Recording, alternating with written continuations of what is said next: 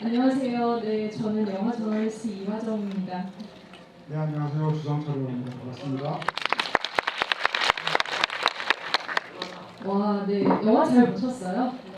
네.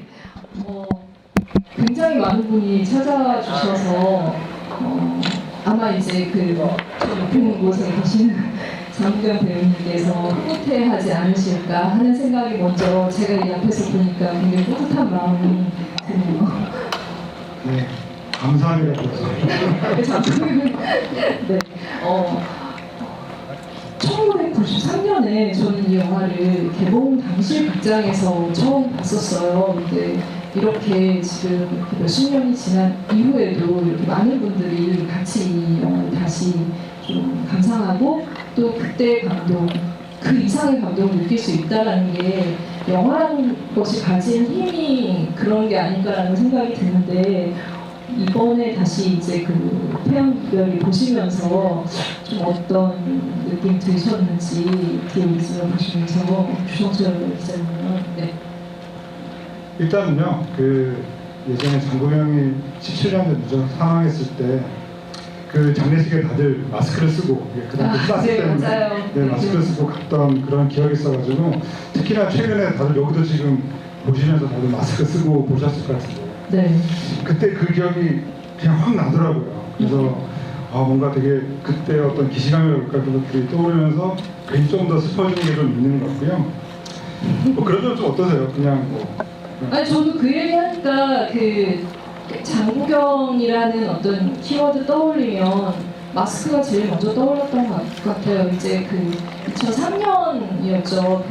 봄에 이 소식이 들렸고 저희 이제 다른 동료 기자가 사망 관련해서 취재를 하러 갔었는데 그때 이제 막 못 가겠다라고 한 기자도 있었어요. 왜냐면 이제 너무 위험하니까. 그리고 이제 굉장히 어떻게 보면 이제 비극적인 한 시대의 어떤 아이폰을 잃은 그런 상황에서 다들 이제 마스크를 쓰고 마스크를 쓰다 보니 또 이제 표정이 없고 이런 풍경을 보면서 더 이제 애잔함이 배가가 됐었는데 그때 제 기억으로는 주윤발 배우만 마스크를 쓰지 않고 어떻게 보면 자기 슬픔을 내가 동료를 잃은 거에 대한 슬픔을 이제 감정을 표현하고 싶다라는 의지로 그렇게 했던 기억이 나거든요. 네, 그렇죠. 그래서 아무튼 요즘에 이제 마스크를 다들 쓰고 다니는 그런 시기다 보니까 그런 생각이 확 났고요.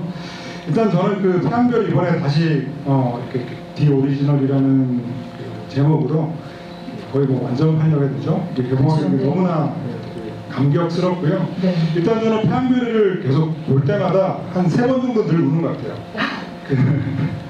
한 시간에 한 번씩 오시는군요. 네, 첫 번째는 샬로죠. 샬로를 사실 구해줬는데 침 뱉을 때 얼굴에. 네. 그때 진짜 열받잖아요. 네. 그때 일단 처음 울고 네. 또 두 번째는 이제 모든 메이크업을 끝내고 무대로 나가려고 하는데 사실은 다른 우리가 걸어올 때 그거를 거울로 보잖아요. 그 뒤에서 걸어온 거를. 네. 사실 그때 보면 이제 샬로가 이미 전날 그걸 알고 있었으면서 그냥 지금 모르는 척하고 이럴 때 네. 그때 또 한 번 두 번씩 울게 되고요. 또 세 번째는 마지막에 문화대혁명 시기에 다들 막 인민재판 받듯이 네. 앉아가지고 있을 때 불꽃 뒤에 있는 이 장국영이 결국 다 나를 배신했어. 다들 거짓말쟁이들이야라고 할 때 그 모습 자체가 왠지 예전 실제 장국영이 자살하기 전에 굉장히 괴로웠던 심정들이 거기에 담겨 있지 않을까라는 생각이 들어가지고 네. 저는 이 태양별이라는 작품을 계속 볼 때마다 계속 새로운 점들을 발견하고 보통 우리가 이제 발 없는 새라는 그런 표현 때문에 아비정들을 많이 떠올리시지만 이 태양별이야말로 정말 예술가로서의 어떤 장국영의 실제 삶과 겹쳐지는 부분이 계속 더 많이 발견하게 되는 그런 작품이어서 저는 태양별을 네. 볼 때마다 이렇게 꼭 3번, 4번 네. 그 이상 본 것 같습니다. 당시에 사실은 당시 영화를 이제 개봉했을 때 보고 계속 이제 팬이 되신 분들을 떠올려 보면 진짜 그런 생각 들어요. 그 대사가 장국영의 실제 어떤 인생이랑 배우로서의 어떻게 보면 자연인으로서의 그 모습, 본인이 할 법한 대사를 마지막에 하면서 이 마무리를 하기 때문에 이 영화가 계속 지속적으로 사랑을 받는 데 있어서 영속성을 갖는 게 아닐까라는 생각도 들고, 사실 이렇게 저는 이제 코로나 시국에도 계속 극장을 이제 찾고 또 이제 행사도 했지만, 이렇게 많은 관객이 한 영화에 온 거는 지금 지난 2달간 처음인 것 같아요. 이렇게 극장가가 침체됐다 이런 얘기 하는데, 태양별이가 어떻게 보면 장국영이 이 결집시켜주는 역할을 하고 있는 게 아닐까라는 생각도 들면서, 와, 이렇게 1993년에 어떻게 보면 만들고 이제 개봉한 영화가 왜 지금 20년이 지나고 나서도 많은 사람에게 사랑을 받을 수 있을까. 지금 이제 여러 번 보신 분도 계시겠지만 오늘 처음 보신 분도 계실 테고, 이 자리에 안 계신 분들도 제가 듣기로는 계속 이제 그런 후기들이 올라오더라고요. 처음 이제 태양별이를 보게 됐는데 옛날 영화 같지 않고 굉장히 지금 봐도 너무 새롭고 신선하고 감동을 받았어요, 이런 얘기를 듣게 되는데, 주 기자님은 이 태양별이의 파워, 힘이 뭐라고 보세요?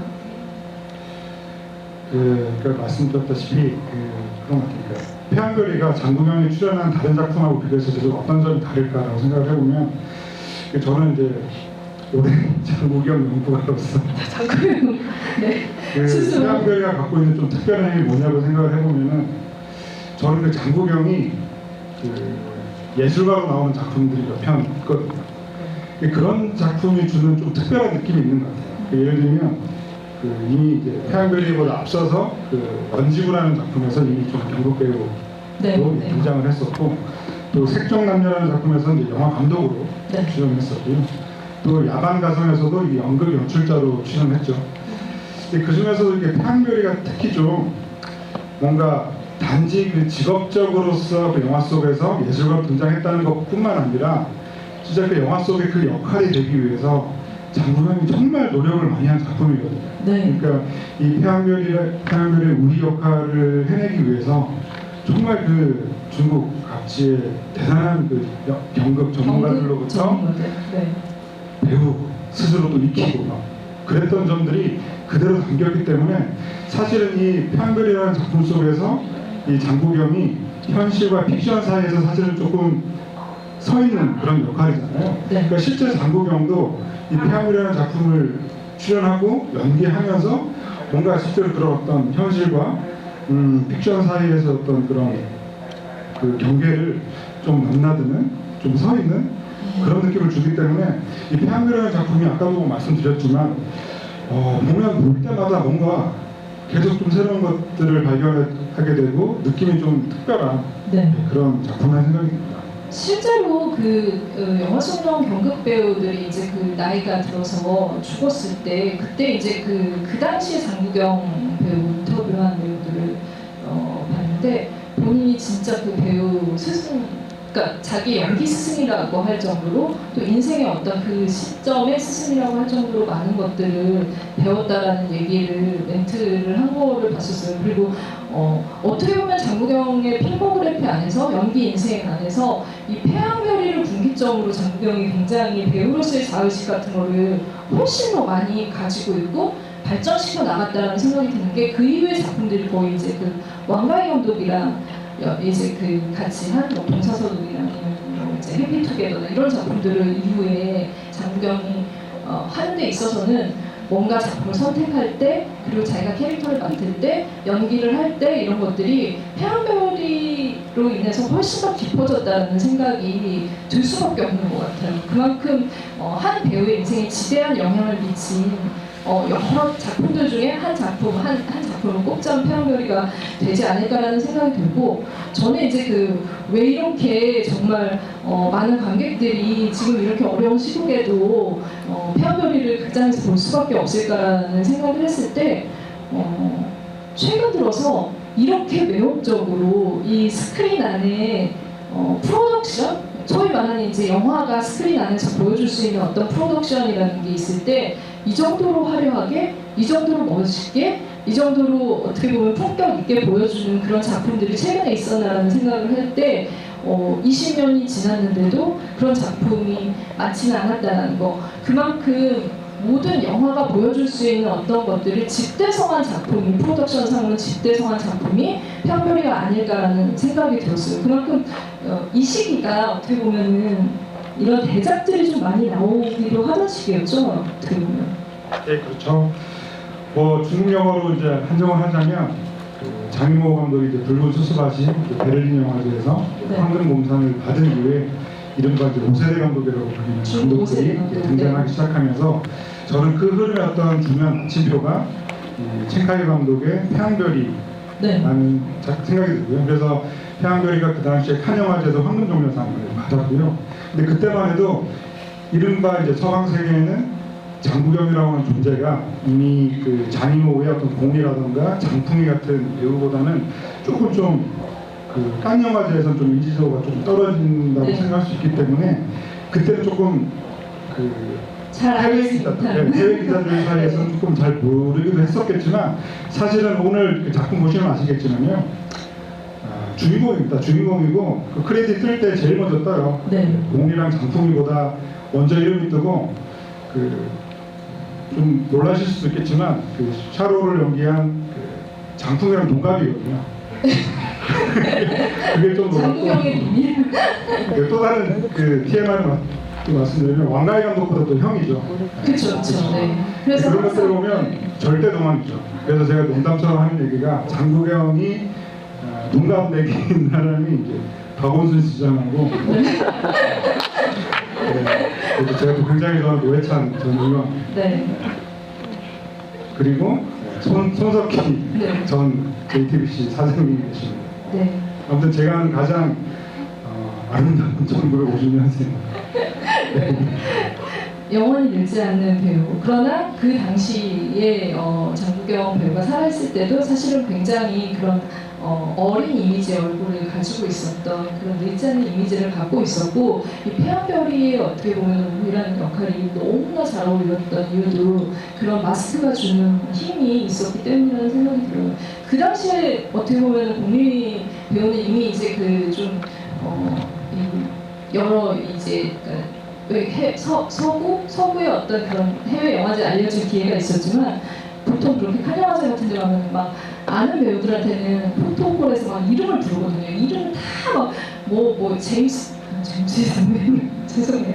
브래드 피트면 막 브래드 피트 피트 막 이러면서 막 깨미 하면서 막 소리 지르는데 모르는 배우들한테는 그렇게 이렇게 막 뜨거운 관심 안 보여요. 아마 장국영한테도 그 당시에는 그랬을 텐데 영화가 상영되고 나서 이후의 판도가 완전히 달라진 정말 보고 나서는 매혹될 수밖에 없는 그런 배우가 아닐까 싶습니다. 그래서 당시에 영화라는 게 대작 위주의 영화들이 많이 있었고 특히나 이제 그 아시아 문화권의 어떤 것들을 소개하는 영화들이 굉장히 중국 영화 같은 경우는 이제 대작 위주로 흘러가고 있었고 이렇게 큰 그 역사의 소용돌이 속에서 개인의 어떤 그 인생이 굴곡지고 희생되고 그리고 우수에 차게 되고 비극적인 생을 맞이하게 되는 이런 여러 가지 플롯적인 흐름이 있었다면 태양별이는 이제 그런 영화들, 그 마지막 황제 같은 영화들의 분류에서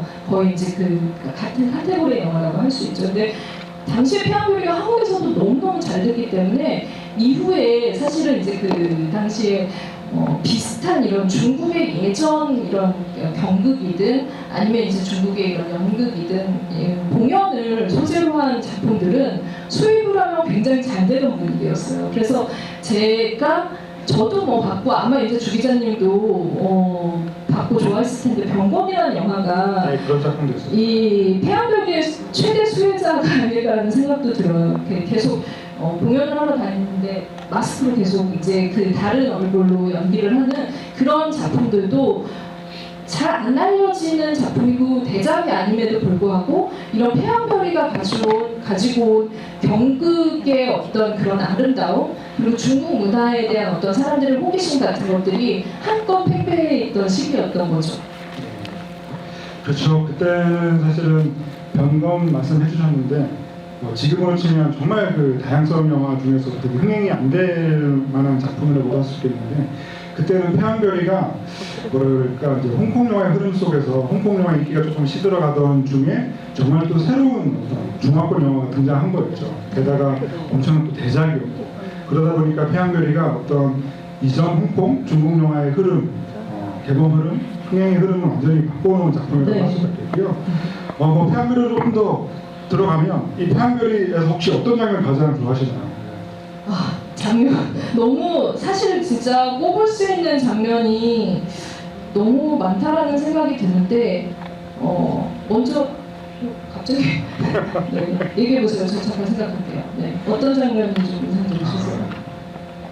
아무래도 저는 그 법정 장면이에요. 네, 법정 장면에서 네. 사실은 이 원대인이 설득이 됐죠. 그래서 설득이 네. 돼서 원대인이 사실 예전에 일본군 앞에서 우리가 청디가 DA가 네, 청디. 경극을 했던 것은 강압에 못 이겨서 강제적으로 부를 수밖에 없었던 거였다는 것을 이제 법정에서 네. 증인처럼 나서서 얘기했었을 때, 사실은 그때 그냥 이미 다 짜고 네. 하는 얘기여서 사실은 그 순간에 청디가 그냥 사실대로 그냥 짠 대로 네. 맞습니다. 저는 그때 강압에 못 이겨서 일본군 앞에서 노래했던 것입니다라고 얘기를 하면 되는데 안 그러잖아요. 그렇죠. 네. 저는 그게 자존심, 영화 속에서 예술가로서의 자존심이 가장 빛나는 장면이거든요. 왜냐하면은 그 앞서서 원대인을 설득하러 갔을 때 원대인이 그런 얘기를 하거든요. 아니 우리가 그런 위기에 처했으면 태양이 구해줘야 되는 거 아니냐고 얘기를 하거든요. 네. 그러니까 사실은 이 두 사람은 작품 속에서 태양과 우리 이 두 사람은 서로가 서로를 구할 수 있는 건 단 두 사람밖에 없는 거예요. 현실과 픽션을 넘어서가지고. 그러니까 사실 거기서 다른 이 원대인이라는 사람이 구해준다고 하는 것은 이 픽션 속에서의 이 우리 장구병은 받아들일 수 없는 거죠. 그래서 그 순간에는 그거를 그냥 자기 뜻대로, 저는 그때 그냥 제가 원해서 갔던 것입니다라고 얘기를 하는 장면이 저는 이 영화 속에서 가장 빛나는 장면이라는 생각이 들고요. 네. 근데 여기서 이게 첫 번째 의미라면 또 다른 두 번째 의미는 뭐냐면은, 사실은 계속 이 장풍이가 연기하는 샤로우가 제발 좀 너는 그 픽션에서 빠져나와라. 네, 네. 나는 가짜 태양을 할 테니 너는 진짜 우위로 살아라. 뭐 이런 약간 빈정 섞인 네. 얘기까지 하게 되는데요. 근데 사실 저는 이 작품을 보면 이 장국영이 연기하는 이 천디에이가 이 픽션 속에 우위에서 빠져나오지 못한 것처럼 보이지만 사실은 내면에서 엄청나게 소용돌이치는 그런 갈등을 했던 것 같아요. 왜냐하면 그 두 번째 의미가 뭐냐면은, 그때 이 아오키라고 하는 일본군 그 장교가 일본의 경극을 이해하는 사람이었다. 일본에 이 사람이 가서 그 일본에 우리 경극이 전파될 수도 있었다라는 얘기를 하는 걸 들어보면, 그 얘기를 할 때만큼은 또 픽션에서 빠져나와가지고 자신이 이제 이것은 경극이다. 그러니까 나는 우리 경극에 대한 어떤 자부심까지 가지고 있는 거거든요.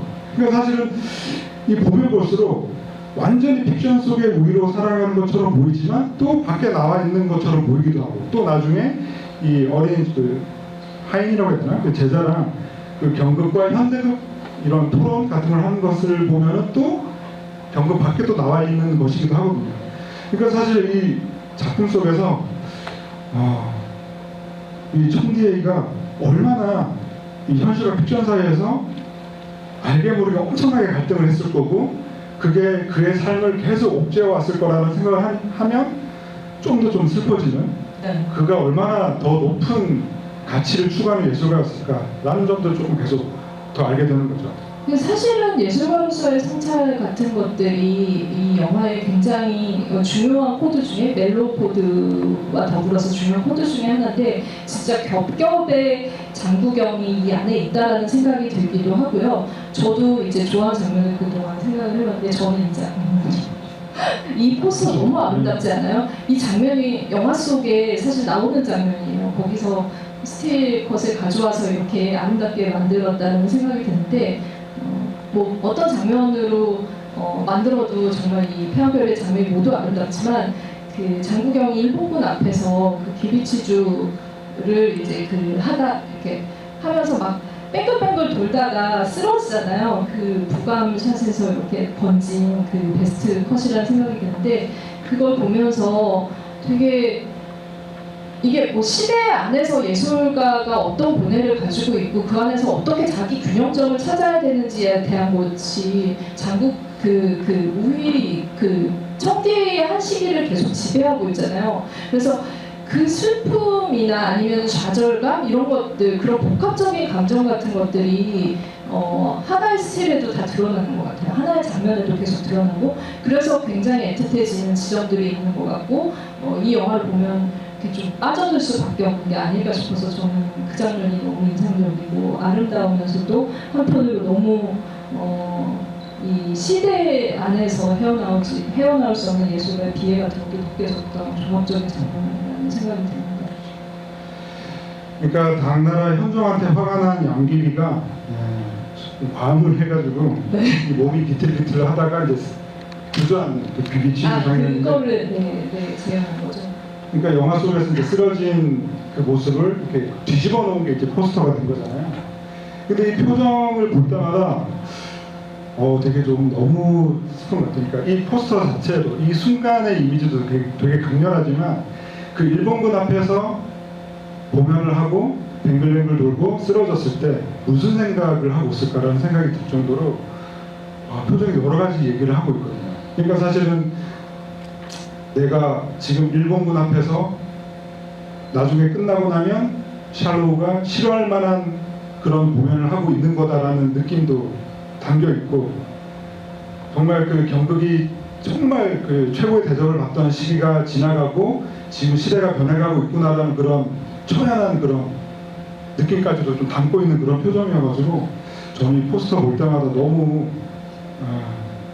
굉장히 더 슬퍼지는 것 같습니다. 저는 오늘 이제 오신 관객분들이 포스터 한 장씩 대타시잖아요. 그래서 정말 계속 평생 간직하고 계시면 좋을 것 같은데 제가 이 포스터가 그러니까 보는 순간 너무 좋았어요. 진짜 이건 정말 소장각이다 이런 생각이 들었는데 그 전에 굉장히 놀라웠던 폐왕별이와 관련된 이미지라고 생각을 하고 처음에는 착각을 했던 장면이 홍콩에서 나왔던 그 호해라는 잡지의 장국영이 이 경극 분장을 하고 찍은 잡지 표지가 있었어요. 아마 이제 그러니까 관객분들도 보셨을 수도 있는데 그 호해라는 잡지가 중국 홍콩 배우들 굉장히 많이 표지 모델로 우리가 아는 뭐 장만호, 뭐 임청아, 뭐 주윤발 또 좀 많잖아요. 그 당시에 그 많은 배우들이 홍콩의 스타들은 모두가 표지를 장식하는데 장국영은 굉장히 여러 번 그 표지를 장식을 했어요. 근데 그때 장국영이 본인이 직접 제안을 해서 정말 폐왕별이를 하기 전인데 이 경극 배우 분장을 하고 표지를 찍은 컷이 있었어요. 그걸 제가 나중에 봤었는데 보고 나서 너무 와 진짜 이거 폐왕별이 한 것 아니야? 하는데 아니더라고요. 근데 그때 이제 너무 장국영이 이 연기가 하고 싶고 체칼 감독이 이런 영화를 만든다라는 소식을 알고 나서 본인이 자진해서 그렇게 잡지에 제안을 해서 그 컷을 찍었고 그렇게 어필을 한 거죠. 배우로서 내가 얼마나 열정적으로 이 역할을 해낼 수 있는지를 적극적으로 어필을 했는데 그 컷을 보면은 그런 생각밖에 안 들어요. 내가 체카이거 감독이어도 캐스팅을 다른 배우 아니라 장국영이라는 배우를 캐스팅을 할 수밖에 없겠구나라는 생각이 드는데 그때는 장국영한테 체카이거도 어떻게 보면 모험이었을 거라고 생각을 해요. 이런 연기를 할 거라는 생각을 못했었던 게 장국영 그 당시 그렇게 이 다크한 연기를 하던 배우가 아니었었거든요. 뭐 이제 그 영웅본색의 모습도 물론 이제 영웅본색이 느와르긴 하지만 굉장히 귀엽고 어떻게 보면 감싸주고 싶은 동생 역할이었잖아요. 근데 완전 파격적인 선택이었다라는 생각이 들기도 하고 그만큼 장국영 배우가 이런 이제 그 폐왕별이에 대한 열정이 좀 있었다라는 생각도 들어요. 사실 유별난 행동이죠. 왜냐하면 너무 튀었나요, 그죠? 홍콩 영화계가 그 당시에는요. 자기 뜻대로 할 수 있는 게 없었어요. 특히나 배우들 같은 경우는. 그러니까 뭐 주윤발 같은 경우에는 한 달에 한 서너 편씩 영화를 찍기도 네. 하고 뭐 인터뷰를 보면 오전에 A라는 영화를 찍고 점심 때 B라는 영화를 찍은 다음에 저녁 때 C라는 영화를 찍고 나서 D라는 영화로 밤을 샜다라는 얘기를 할 정도로 그때 이제 홍콩 영화계 이제 스타라든가 배우라는 사람들이 그냥 이렇게 찍어주는 영화에 나가서 전체적으로 시나리오도 잘 안 봤을 것 같아요. 그러던 시기였죠. 그런데 이제 장국영 같은 경우에 왕가이라는 사람하고 몇 년씩 같이 영화를 찍는다든가 혹은 태양별이라는 작품을 너무나 하고 싶어서 그런 표지를 찍고 또 그 역할을 하기 위해서 막 그런 그 경극 전문가들한테 막 배워가면서 배우로서 그런 것들을 배워가면서 그 역할에 매진한다라고 하는 건요. 그 당시에 홍콩 영화계에서는 진짜 상상하기 힘든 일이었죠. 근데 그걸 했다는 것만 봐도 사실은 뭐 소속사나 뭐 이런 것들을 떠나가지고 과연 그 동료들 중에 그런 사람이 잘 없는데 얼마나 그 역할을 하고 싶고 자기가 어떤 특정 영화를 통해서 자기를 깨 부수면서 내가 이거를 나 자신의 터닝 포인트로 만들고 싶다라는 그런 열의를 불태웠던 그런 모습들은 사실 당시 홍콩 엔터테인먼트 사람들에서 보면 정말 그 믿기 힘든 불가능한 그런 일이었거든요. 네, 그걸 해내신 분이죠. 그 의미가 이제 그러니까 전 세계적으로 알려지기 전에는 중국에서는 중국인들한테 너무 유명한 어떤 그 무대극이었기 때문에 장국영은 이미 알고 있었을 거란 말이에요. 근데 그만큼 우위라는 역할, 청대라는 역할이 본인한테 본인의 정체성이나 어떤 여러 가지 그 내면에 가지고 있는 아픔이라는 뭔가 이런 거랑 맞닿는 지점이 있어서 그렇게 욕심을 내지 않았을까라는 생각이 들고 진짜 폐암별이 이 경극이 유행하던 당시 이제 북경에서는 하도 극장들이 많아서 이 폐암별이를 연극한 공연을 올리는 극장이 많아서 길거리 지나다니기만 해도 엥 따라 못하겠어요. 그 소리가 진짜 들렸대요. 그러니까 옆에 골목으로 지나가도 들릴 정도로 그 정도로 북경에서 인기가 있었던 공연이었고 그리고 아마 중국인들한테 계속해서 이어져 나오는 그 항우와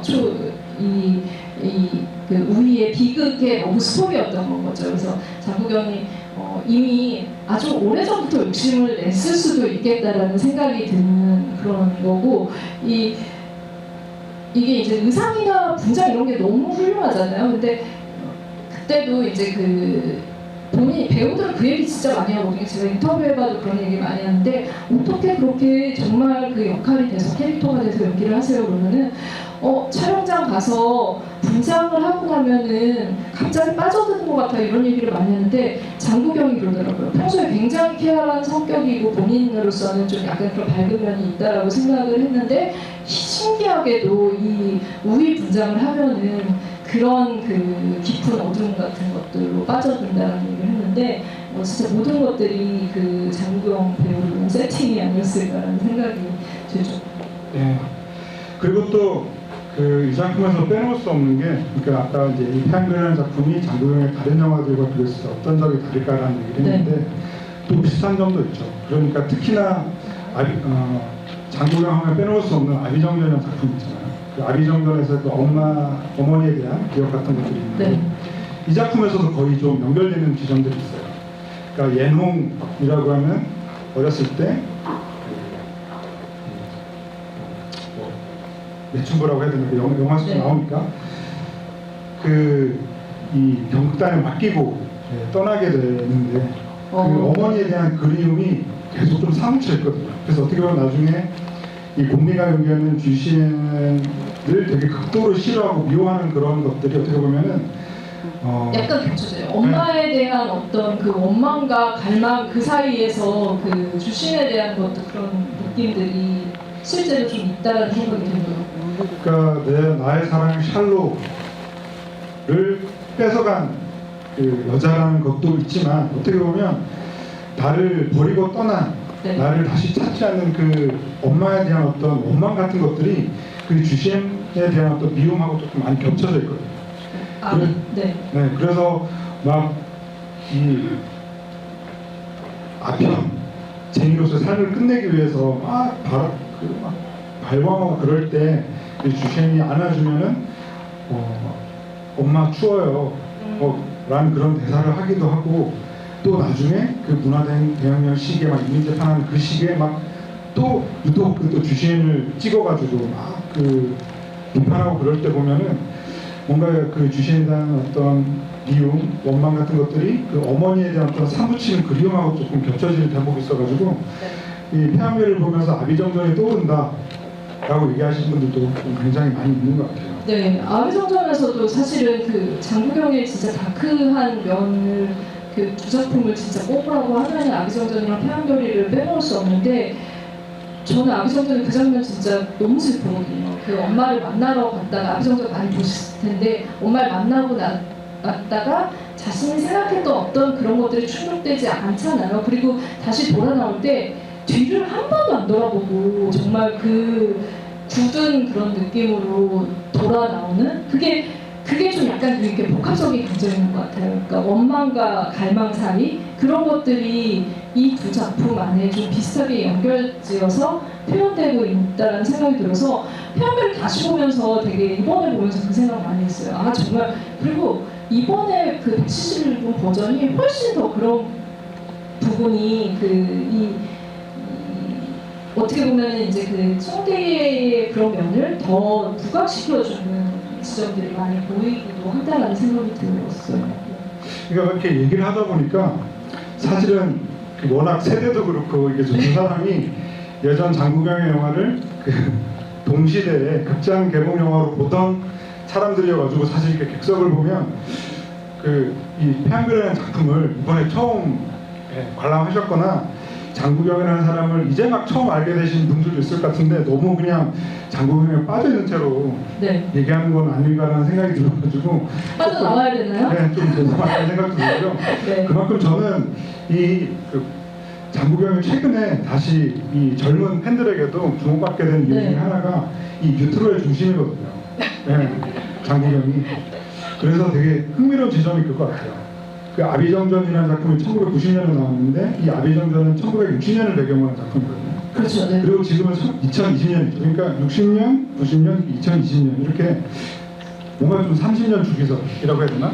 네. 좀 그런 생각이 조금 들면서 지금 다시 이렇게 장국영이라는 사람이 새롭게 젊은 팬들을 만들어 나가는 그런 모습들이 저는 되게 좀 경이롭다는 생각이 들고요. 거기에는 역시 장국영의 이 얼굴이 있는 것 같아요. 저는 장국영 아까 나이가 이거는 네. 얼굴 때문이거든요. 네. 정말 그 오묘하다라고 해야 되죠. 아니, 그러니까 뭐 객관적으로는 절대적으로 잘생긴 마스크이기도 하지만 그 안에 그 감정들이 굉장히 오묘하고, 그리고 어떻게 보면 한 번 보면은 그 매력에서 빠져나올 수 없는 절대 마력 같은 것들이 마스크 안에 있다는 생각이 들어요. 그래서 홍콩의 이제 예광이라고 하는 되게 유명하신 작가 겸 시나리오 작가인데, 네. 이분이 이제 했던 얘기가 미목 여화라고, 눈과 눈썹이 그림을 그려놓은 것처럼 아름답다 라는 말로 장국영의 미모를 얘기했던 그런 기억이 있습니다. 뭐라고요?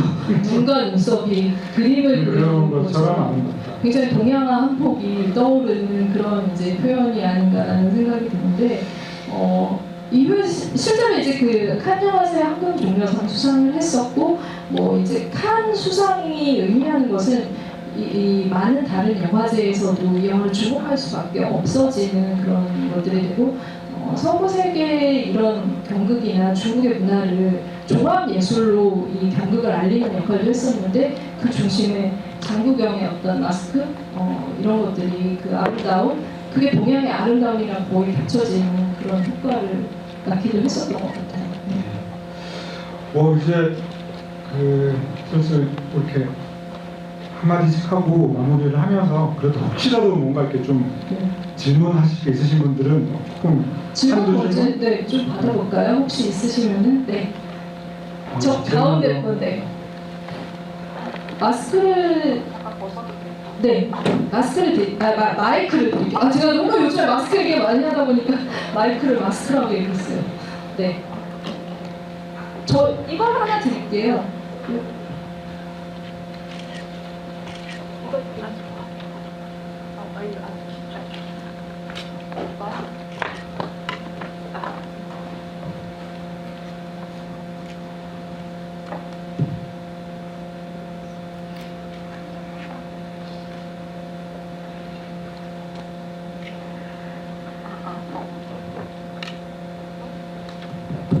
켜져 있어요. 그냥 제 성향으로 그거를. 더 크세요. 네. 사실 제가 여기 와서 꼭 여쭤보고 싶었는데, 제 남자친구가 저한테 묻더라고요. 지금 8년 사귄 남자친구가 저한테 매해 4월 1일마다 장국영 배우를 그리워하는 분들이 정말 많고, 그건 너도 마찬가지인데, 도대체 왜 하필 장국영 배우냐고 저한테 물었어요. 왜냐면 돌아가신 배우 중에 정말 유명한 분들도 많고 사랑받던 분들도 많은데 왜 유독 장국영 배우는 궁금하다. 네. 왜 그래? 라고 물었을 때 제가 답을 못해서 네. 기자분들께 한번 여쭤보고 싶고 그 생각을 듣고 네. 이번 주말에 좀 전하려고 네. 그래서 한번 여쭤보려고 왜 하필 장국영 배우가 이렇게 많은 사랑을 받고 있을까요? 네. 좋은 생각 와, 듣고 네. 싶습니다. 정말 훌륭하신 질문인 것 같아요. 아마 우리가 계속 그 질문에 대한 답을 평생 하게 되지 않을까라는 생각이 드는데,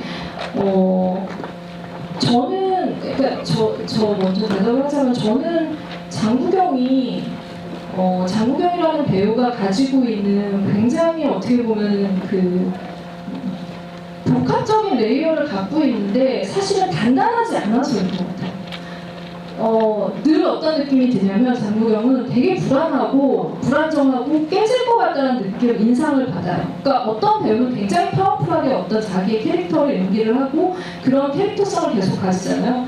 장국영은 제 생각에는 그것과 정반대의 그게 있는 사람이라는 생각이 들고, 그리고 대다수 많은 이제 그 영화들이 그 이제 좀 약간 강한 영화들이 각광을 받던 시기가 있었어요. 지금은 좀 이제 그러니까 다양하게 좀 영화들이 많이 나오긴 하는데, 그럴 때 이제 그 소위 말하는 이제 남성 배우들이 지향하는 바가 있잖아요. 그럴 때 뭐 이제 그 한국 같은 경우는 이제 그 조폭과 관련된 어떤 그런 그러니까 액션 영화들의 남자 배우라면은 이런 역할을 한번 해야지 이런 것들이 있고, 아니면은 뭐 이제 그 일본 같은 경우도 이제 막 시대국으로 가면 사무라이 이런 거에 그런 정신을 나타내주는 굉장히 강한 연기들을 남자 배우들을 원해요.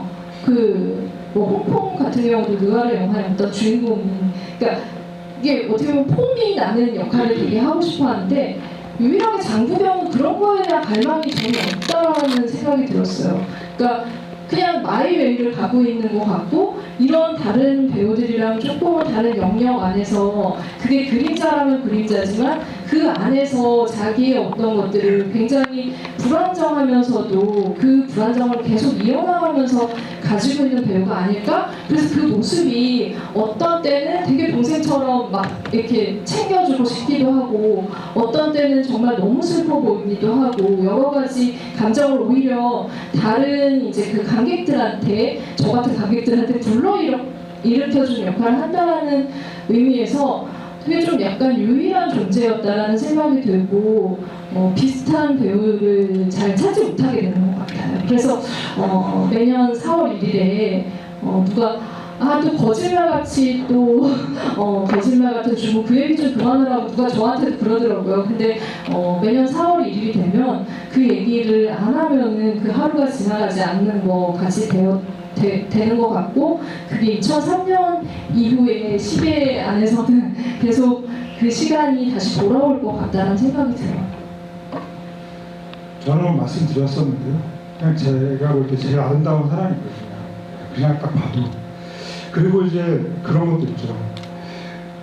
사실 이게 아시아라고 하는 지역이 그 연예계 산업이라고 하는 게 그냥 시키면 시키는 대로 자기 뜻대로 자신의 어떤 예술적 가치를 추구하거나 비전을 꿈꾸는 게 사실은 좀 감히 힘든 곳이었는데, 그렇게 정말 가수로서도 그렇고, 사실은 저는 가수로서의 장국영도 어마어마한 진짜 뛰어난 사람인데, 가수로서도 그렇고 배우로서도 그렇고 정말 그 최고의 비전을 추구했던 사람이, 그러니까 다른 그 누구보다 그 마지막 뒷모습, 마지막 모습, 저 사람은 나중에 어떻게 될까, 어디까지 예술가로서 더 뻗어나갈까라는 것이 가장 궁금했던 사람이었는데, 세상을 일찍 떠나버렸기 때문에 그 아쉬움 때문에라도 계속 이런 작품 보고 저런 작품 보면서 맞아, 뭐 최근에 나온 어떤 이런 작품들을 보면 장국영이 저 역할을 했으면 어땠을까, 장국영이 저 영화를 연출했으면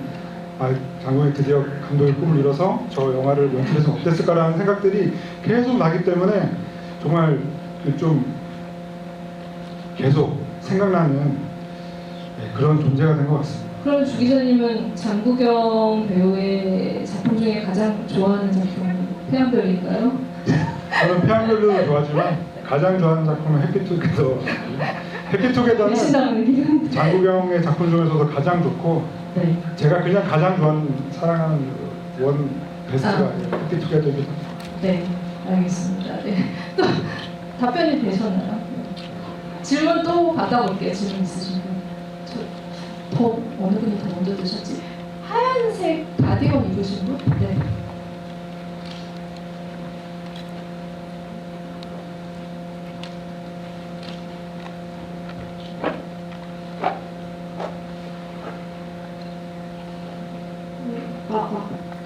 저는 마지막 장면에서 성대가 칼을 들고 자결한 다음에 샬로의 그 표정이 정말 기억에 많이 남거든요. 제가 보기에는 그게 소리를 치다가 웃는 모습으로 보였는데 저는 그게 처음에 성대를 창극에 좀 미친 사람으로 취급하다가 결국 자기가 우위로서 죽음으로써 창극을 완결시킨 거에 대해서 대견함을 느껴서 웃는다고 생각했거든요. 그래서 기자님이 어떻게 그 장면을 해석했는지 궁금합니다. 저는 이제 그 우리 캐릭터로 계속 살아왔잖아요. 그러니까 자신의 어떤 인생의 마지막도 그냥 이야기처럼 마무리하고 싶어 했을 것 같아요. 그러니까 마지막에 그렇게 이제 목숨을 끊은 다음에 그림이 뜨잖아요. 사실 그 그림 그대로 죽은 건데 그게 어떻게 보면 영화 오프닝에도 등장을 하거든요. 그 어떻게 보면 영화 오프닝이 사실은 영화 이제 스포를 해버린 거죠. 그것처럼 끝내 뭐 다른 삶을 꿈꾸기도 하고 나는 왜 그 엄마가 여기에 나를 맡겨가지고 왜 이런 삶을 살았을까 이런 생각도 해봤을 것 같고 결국에는 그렇게 온갖 생각을 하다가 결국에는 이 픽션 안에서 스스로 목숨을 끊는 것이 내 인생의 그 완전한 마무리일 거다라고 생각하지 않았을까 라는 생각을 하면 조금 더 슬퍼지는 그런 느낌이 있는 것 같습니다. 저는 이제 어쨌든 그 디에가 가지는 감정이 사실은 되게 한결같이 어릴 때부터 자신을 보호해주던 어떤 사람에 대한 그것들이 계속 이어지기를, 그러니까 결핍이 있는 사람이라는 생각이 들었고 본인은 그렇게 진짜 주 기자님 말씀하신 것처럼 그 선택을 할 수밖에 없었다라고 생각을 해요.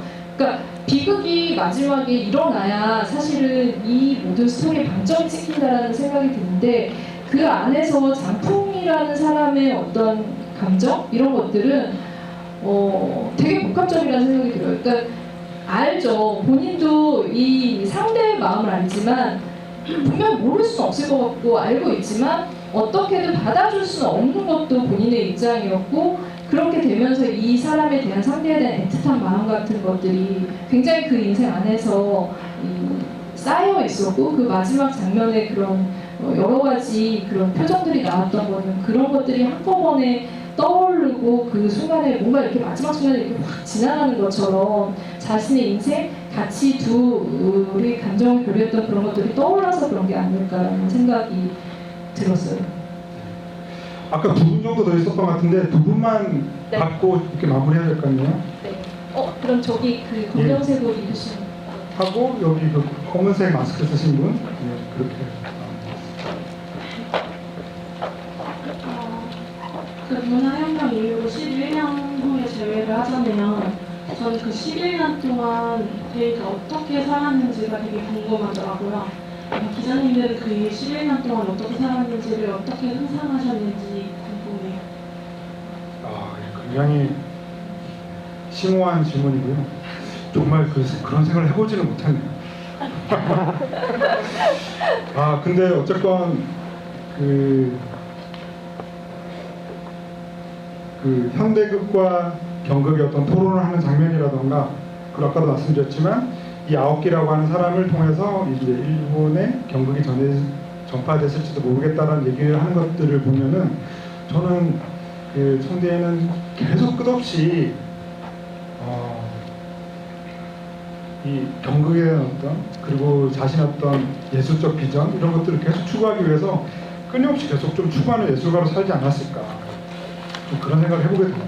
연구하는. 근데 이제 힘들었겠죠. 진짜 그 정점 사실은 이제 그 제가 아까 이제 그 17세기에 이제 그 경극이 나오고 나서 이제 그 이후로 19세기 절정에 이르를 때까지 사실 최고의 스타였잖아요. 최고의 스타의 자리에 가 있었고 모든 사람들이 자기를 우러르고 그 우러르는 거가 당연하다라고 생각하면서 살았던 인생이었는데 문화혁명이라는 것을 맞이하면서 완전히 이게 전복되고 자신의 위치 그리고 자기가 평생을 바쳐서 갈고 연마하고 내 어떤 그 영혼을 소울을 담아서 했던 모든 예술이 공격당하고 이게 사라질 위기에 처해 있을 때 사라진다라고 생각했을 때 그 사람이 가지고 있는 열패감이랑 그리고 실질적으로 이제 그 사람의 생활 같은 것들이 나락에 떨어져 있었을 거라는 생각이 들어요. 그때가 굉장히 힘들지 않았을까라는 생각이 드는데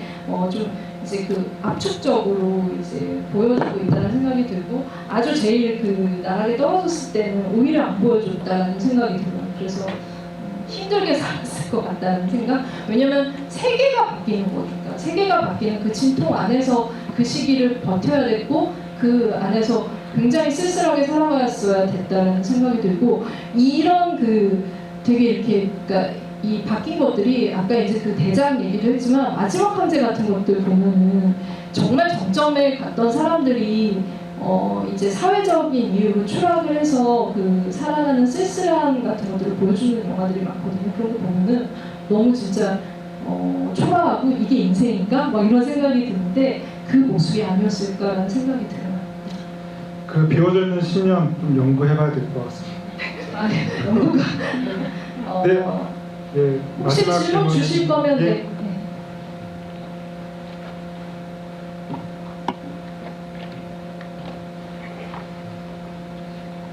제가 지금 2차째로 보고 있는데 이거 2차인데도 계속 모르겠는 질문이 하나 있어요. 혼자 뭘까 좀 걱정되긴 하는데 원대인이 그 법정신에서 거짓말을 하고 이제 상대가 계획대로 적당히 맞장구만 쳐주면 잘 될 상황이었는데 잘 안 되잖아요. 근데 그런데도 가석방이 된 이유가 뭔지 궁금해서 질문해요. 아, 그거는 이제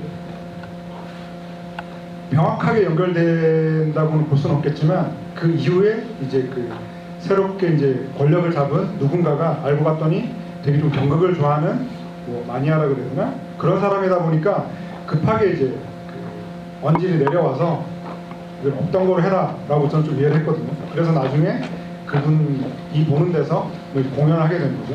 그러니까 사실은 이 작품에서도 드러나지만 이 경극이라고 하는 이 질긴 생명력이 일제강점기를 지나고 또 다른 누군가에서 약간은 그 사람이 아니었으면 또 이 대가 끊길 뻔한 그런 경극의 역사가 또 이어질 수도 있었으니까 참 문명의 흐름이라든가 숙명이라고 하는 것이 되게 좀 동의한 것 같습니다. 네. 요 네. 대답은 주 기자님 대답을 됐을 것 같다는 생각이 들고 그럼 질문은 여기까지. 네, 질문 여기까지 하고요. 할게요. 네, 뭐 마지막 마무리를 좀 하면 좋을 것 같은데요. 시간이 그래서 저는 이제 그 처음에 이제 150분 여분의 작품으로 이 작품을 처음 156분이었죠. 그때 접했는데 정말 그 시간이 좀 약간 벅찼던 것 같아요. 그 당시 봤을 때도 그렇고. 근데 여러분들이 이제 171분 버전으로 다시 또 보게 되신 거잖아요. 이 영화가 중국에서는 굉장히 상영하기 힘든 많은 내용들이 있는 걸로 알고 있어요. 이제 문화혁명이라는 거 소재 자체도 그 당시에는 제대로 상영되기 어려운 거였고 이제 그 여기에 담겨 있는 이제 동성애 코드도 그렇고 여러 가지로 이 영화가 당시에 이제 좀 약간 이렇게 잘 소개되기 힘들었지만 지속성을 가지고 그리고 모든 관객들에게 전 세계 관객들에게 계속 살아있는 어떤 콘텐츠로 이 생명력을 가지는 게 장국영이라는 배우를 한 시대에 굉장히 좋아했던 시대의 팬으로서는 너무 좀 반갑다라는 생각이 들고 이렇게 이 시기에 개봉한 것도 진짜 장국영 배우의 뜻이 아닐까라는 생각이 들어요. 네. 마스크와 장국영 이런 거를 오늘 다시 한번 또 되새겨봅니다. 제가 이제 뭐 농담처럼 그 장국영 연구가라는 말을 했는데요. 이게 농담이 절대 아니고요. 계속 연구하실 건가요? 누가 이제 이 얘기를 하니까 뭐 이렇게 무슨 소리냐라고 했는데요. 장국영 연구할 게 많은 사람이고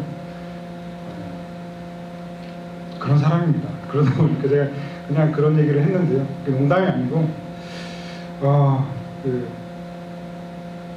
제가 이제 장국영 연구가로서 이렇게 최근에 이제 좀 생각을 해본 게 뭐냐면은 그 장국영의 영화를 보고 있으면은 정말 다른 배우들과 다르게 압도적으로요.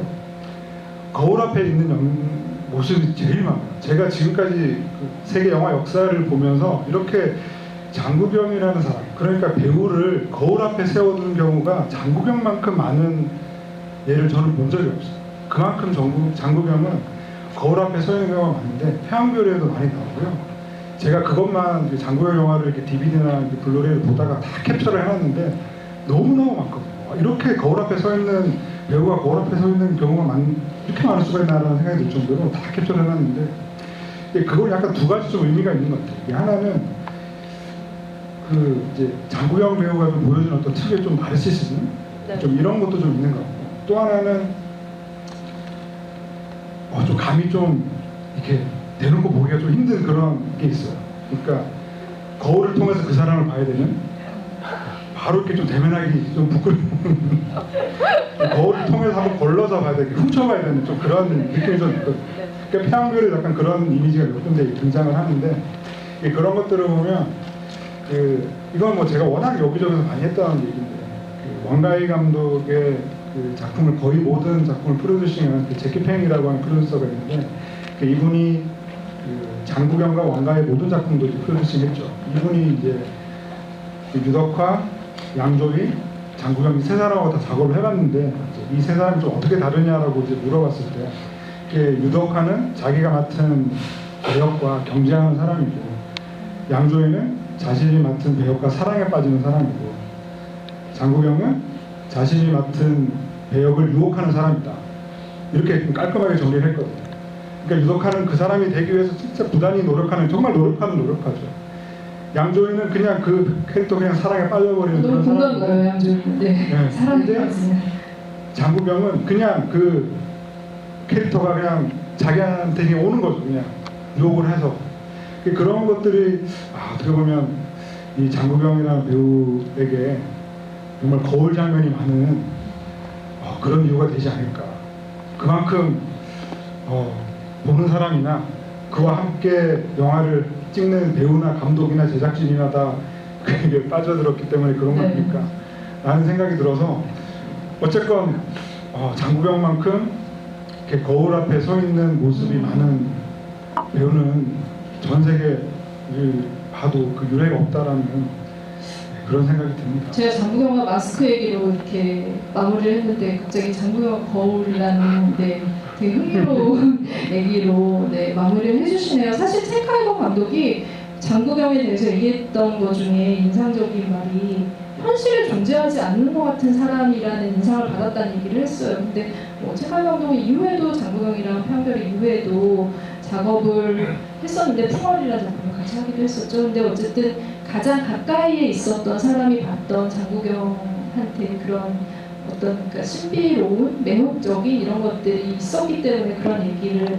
하지 않았을까 싶고 결국은 이제 그 태양별이의 마지막 장면이 배우로서의 장국영, 실제 배우로서의 장국영도 그 태양별이의 마지막 장면 우리가 선택한 그런 것을 본인도 이제 선택을 한 거잖아요. 그랬을 때 태양별이를 찍으면서 진짜 장국영이 배우로서 어떤 생각을 그 당시에 했을까 이런 것들도 점점 더 저도 마찬가지로 궁금해지는 것 같아요. 그리고 이렇게 20년이 지난 다음에 이 영화를 봤지만 더 이제 시간이 지나면서 보게 되면은 또 이제 장국영의 대답을 들을 수 없지만 그런 것들을 더 알 수 있는 그런 기회가 또 있지 않을까?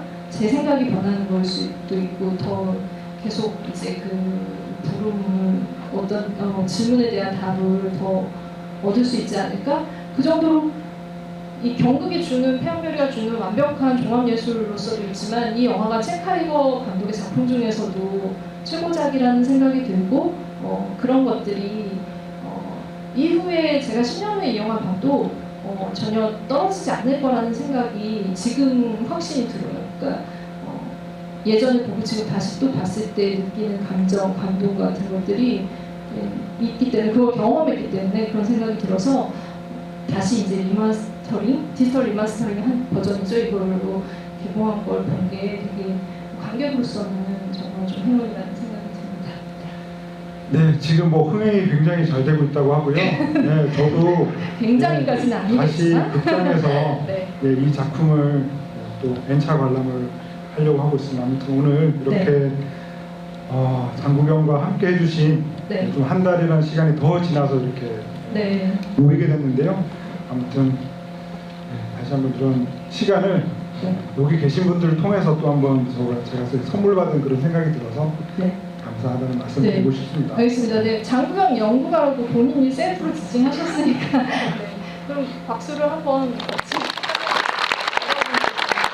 오늘 함께 해주신 분들 모두 감사드리고요. 네. 네, 조심히 돌아가시기 바랍니다. 네, 포스터 꼭 가지고 돌아가시길 바랍니다. 감사합니다.